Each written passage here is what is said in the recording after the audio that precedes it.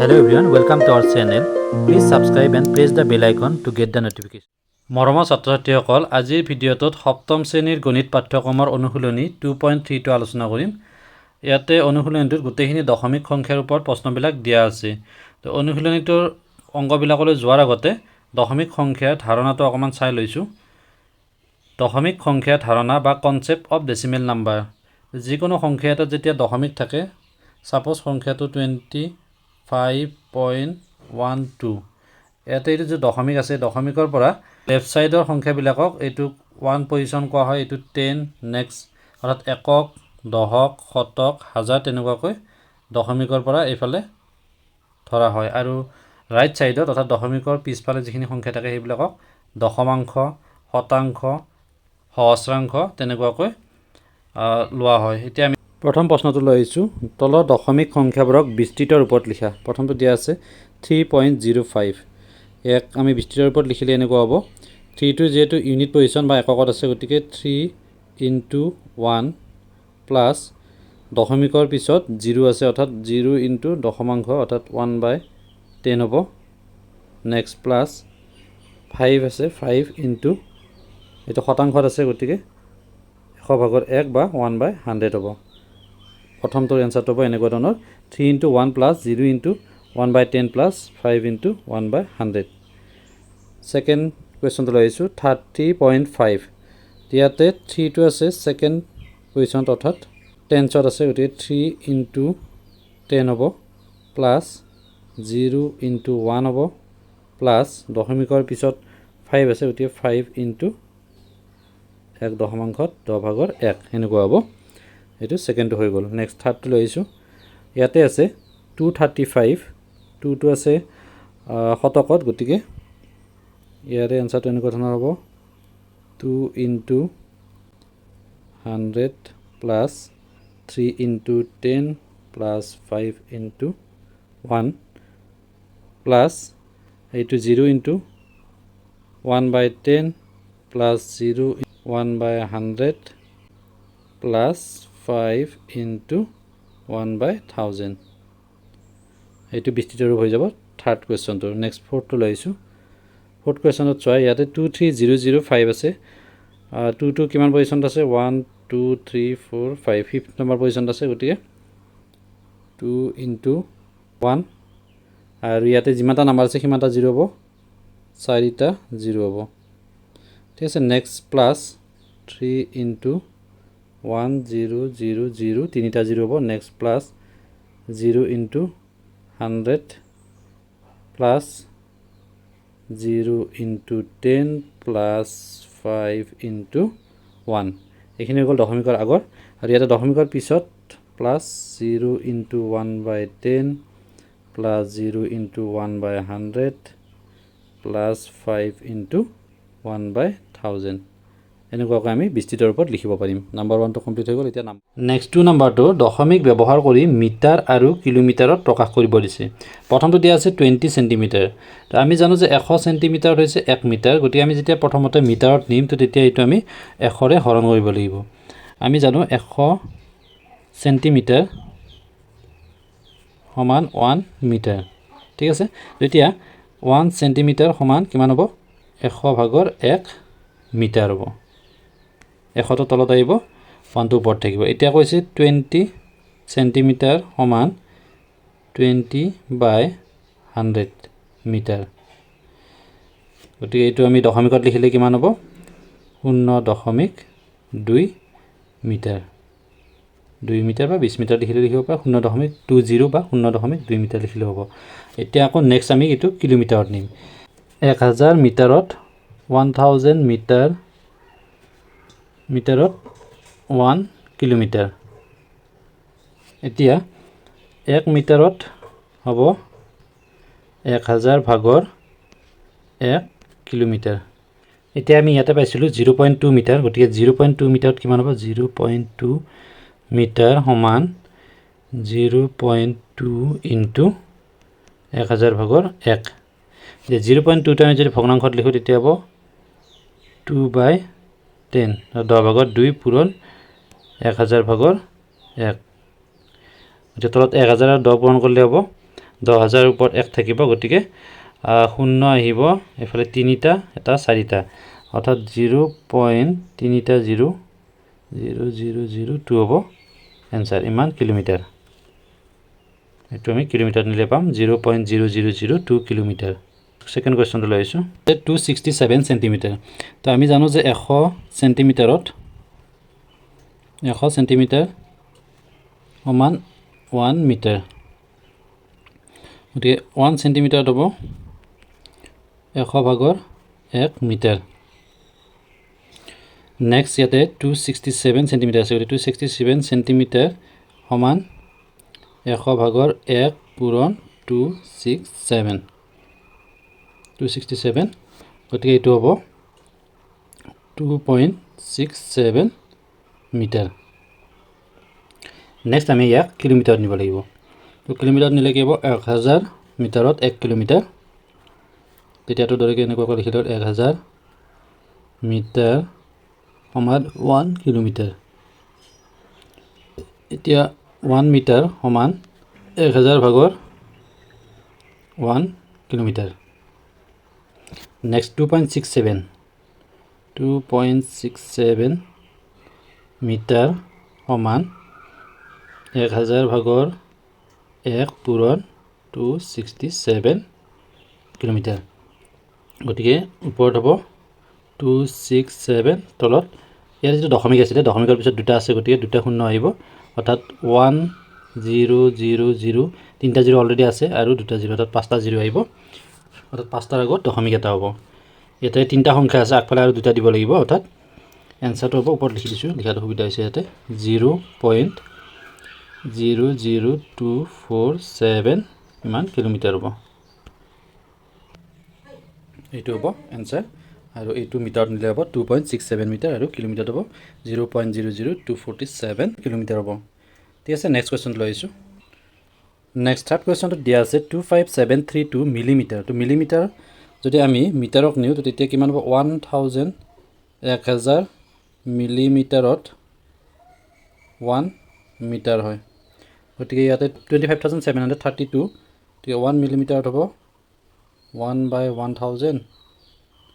এতিয়া 25732 মিলিমিটাৰ সমান 25732/1000 metre is equal to ইয়াতে দশমিক আহিব তিনটাৰ আগত অৰ্থাৎ 25.732 মিটাৰ হ'ব এটা যেটা আমি মিটাৰত নিম ঠিক আছে এতিয়া আমি ইয়াক কিলোমিটাৰত নিব লাগিব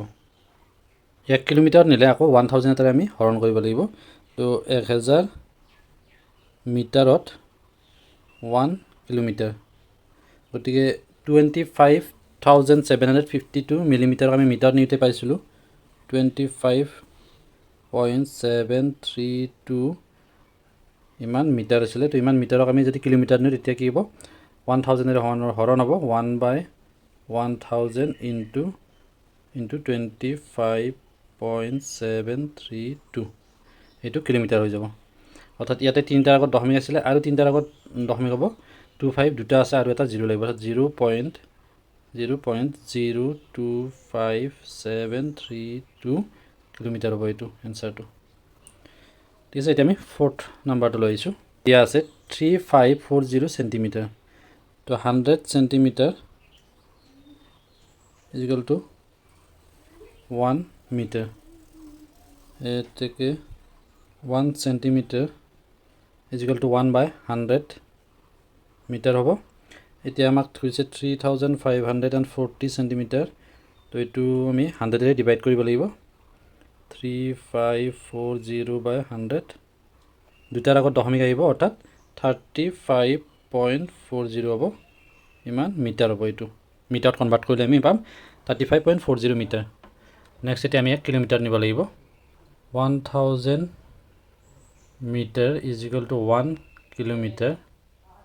এতিয়া 1 metre is equal to 1/1000 kilometre তেতিয়া 35.40 মিটাৰ তো 35.40 মিটাৰ is equal to আমি এটো লিখিব পাৰিম 1/1000 1000 ইনটু 35.40 তো এতিয়া ইয়াতে দুটাৰ আগত দশমিক আছিলে আৰু তিনিটাৰ আগত দশমিক আহিব অৰ্থাৎ এনসাৰটো হ'ব 0.035 নেক্সট 40 এইটো হ'ব এনসাৰ যেতিয়া আমি কিলোমিটাৰ নিম ইমান কিলোমিটাৰ হ'ব নেক্সট কোৱেশ্চন নম্বৰ 3 দশমিক ব্যৱহাৰ কৰি কিলোগ্ৰামত প্ৰকাশ কৰা এইবিলাক গ্ৰামত দিয়া আছে তো গ্ৰামত আমি জানো যে 1000 গ্ৰামত 1 কিলোগ্ৰাম গতিকে প্ৰথমটো হ'ব 1000 গ্ৰাম সমান 1 কিলোগ্ৰাম এতিয়া 520 গ্ৰামত কিমান হ'ব 1 গ্ৰামত হ'ব 1000 ভাগৰ 1 কিলোগ্ৰাম বা কেজি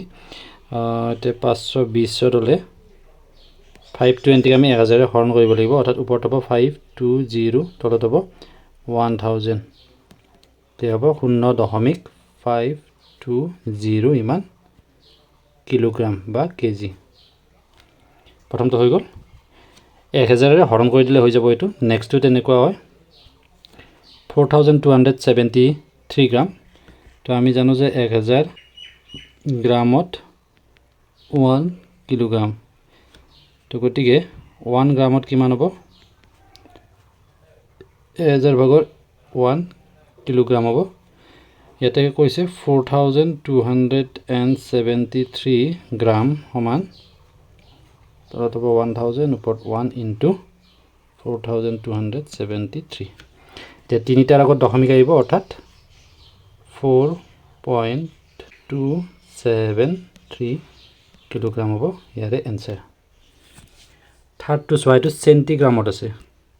3 নাম্বাৰটো 692050 চেণ্টিগ্ৰাম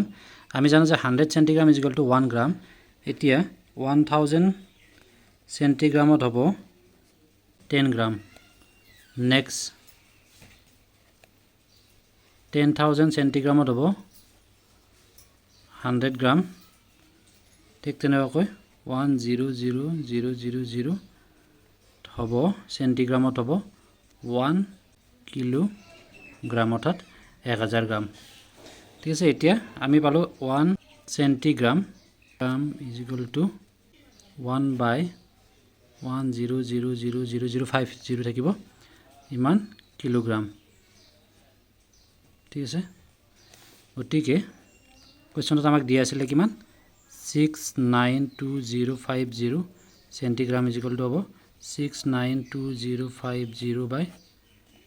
1000000 পাঁচটা জিৰ' থাকিব ইমান কিলোগ্ৰাম সো এইটো আমি এতিয়া দশমিকত লিখিলে কিমান হ'ব পাঁচটাৰ আগত দশমিক আহিব 1 2 এইটো 0 কাটি যাব তো কেইটা থাকিলে চাৰিটা থাকিলে 1 2 3 4 অৰ্থাৎ 6.9205 ইমান কিলোগ্ৰাম হ'ব এইটো এনসাৰটো নেক্সট 4 নাম্বাৰটো দিয়া আছে 2 কিলোগ্ৰাম 5 গ্ৰাম তো এইটো আমি যদি গ্ৰামত নিও তেতিয়া এক গ্ৰামত প্ৰকাশ কৰিলে হ'ব 2 ইনটু 1000 যেটো 1000 গ্ৰামত 1 কিলোগ্ৰাম প্লাস 5 গ্ৰাম গতিকে মুঠ হ'ব 2 ইনটু 1000 2000 অৰ্থাৎ 2000 যোগ 5 অৰ্থাৎ 2005 গ্ৰাম হ'ব এটা আমি গ্ৰামত প্ৰকাশ কৰিলে নেক্সট এতিয়া আমি ইয়াক কিলোগ্ৰামত প্ৰকাশ কৰিব লাগিব তো আমি জানো যে 1000 গ্ৰামত 1 কিলোগ্ৰাম গতিকে 2500 গ্ৰামত কিমান হ'ব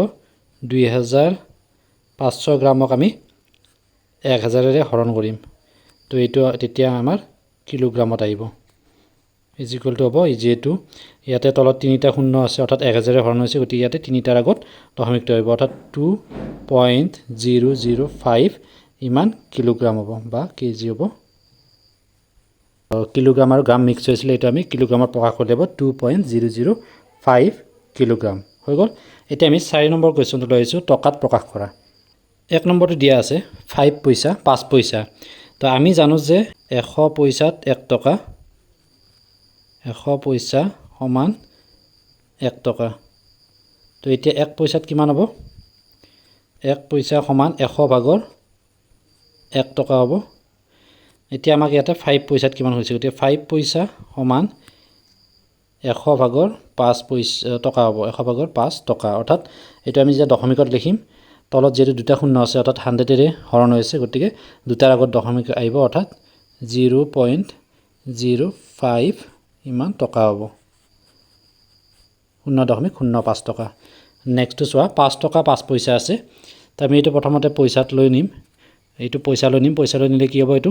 5 টকাত কিমান হ'ব 5 * 100 পইচা প্লাস 5 এইটো আমি পইচা লৈ নিলে ইমান পইচা হ'ব অৰ্থাৎ 5 * 100 500 500 যোগ 5 সমান 505 পইচা তো এতিয়া আমি জানো যে 100 পইচাত 1 টকা গতিকে 505 পইচাত কিমান টকা হ'ব এটা আমি টকা লৈ নিলে হ'ব 500 5ক 100 ৰে আমি হৰণ কৰিম আৰু তেতিয়া এইটো আমি টকাত প্ৰকাশ কৰিব পাৰিম টকাত অৰ্থাৎ হ'ব এইটোৰে হৰণ কৰিলে দুটাৰ আগত দশমিক আহিব অৰ্থাৎ 5.05 ইমান টকা হ'ব 5.05 টকা ঠিক আছে নেক্সটটো চোৱা 55 টকা 55 পইচা তো 55 টকা এটা আমি পইচা লৈ নিলে কি হ'ব 55 * 100 যেটো 100 পইচাত 1 টকা হয় প্লাস 55 ইমান পইচা হ'ব এটো পইচা আমি প্ৰথমতে গোটেইখিনি পইচা লৈ লম অৰ্থাৎ এটা ইউনিটত কনভাৰ্ট কৰি লম তো 55 * 100 কৰিলে 5500 হ'ব যেতিয়া আমি যিকোনো সংখ্যা এটাক 10 ৰে পূৰণ কৰো তো তেতিয়া এটা শূন্য বাঢ়ি যায় যেতিয়া 100 ৰে পূৰণ কৰো তেতিয়া দুটা শূন্য ইয়াতে বাঢ়ি যাব নেক্সট প্লাস 55 থাকিলে এটা আমি এইখিনি যোগ কৰিলে একক যোগ কৰিলে ইয়াতে 5 হ'ব নেক্সট 0 + 5 5 আৰু এইফালে 5 অৰ্থাৎ 55 চাৰিটা হ'ব ইমান পইচা হৈ গ'ল 55 টকা 55 পইচাত 55 পইচা এটা এইটো আমি টকাত নিলে কি হ'ব এইটো আমি যেটা টকাত নিম তো 100 পইচাত 1 টকা গতিকে এইটোক আমি 5555 এইটোক আমি কিমানেৰে হৰণ কৰিম 100 ৰে হৰণ কৰিম তেতিয়া এইটো টকালৈ কনভাৰ্ট হৈ যাব অৰ্থাৎ দুটাৰ আগত দশমিক আহিব 55.55 ইমান টকা হ'ব আমি এইটো টকাত কনভাৰ্ট কৰিলে এইটো হ'ব আনসাৰ 3 নম্বৰটো নেক্সট 4 নম্বৰটো লৈ আইছো ইয়াতে চোৱা 50 টকা 50 পইচা আছে এটা আমি পইচা লৈ নিলে হ'ব 50 টকাক আমি পইচা লৈ নিলে হ'ব 50 * 100 প্লাস 50 পইচা তো 50 * 100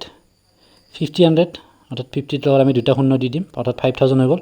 নেক্সট প্লাস 50 তো এতিয়া 5000 প্লাস 50 কৰিলে হ'ব 5050 ইমান পইচা তো এটো হৈ গ'ল পইচা তো ইয়াক আমি টকালৈ কনভাৰ্ট কৰিলে কি হ'ব আমি 100 ৰে ইয়াক হৰণ কৰিব লাগিব 100 পইচা সমান 1 টকা তো এতেকে 5500 পইচা সমান কিমান হ'ব 5050 5050 পইচা সমান 100 ভাগৰ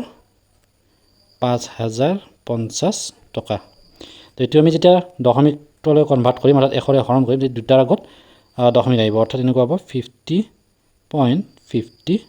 ইমান হ'ব এটো টকা হৈ গ'ল এনেকুৱাকৈ আমি 4 নম্বৰৰ অংকখিনি সমাধান কৰিম ঠিক আছে ইয়াৰে পিছত নেক্সট কোৱেশ্চন বিলাক লাভ কৰি থাকিবলৈ চেনেলটো সাবস্ক্ৰাইব কৰি বেল বাটন দবাই ৰাখিবা অন্য এটা ভিডিঅ'ৰ সৈতে পুনৰ লগ পাম ধন্যবাদ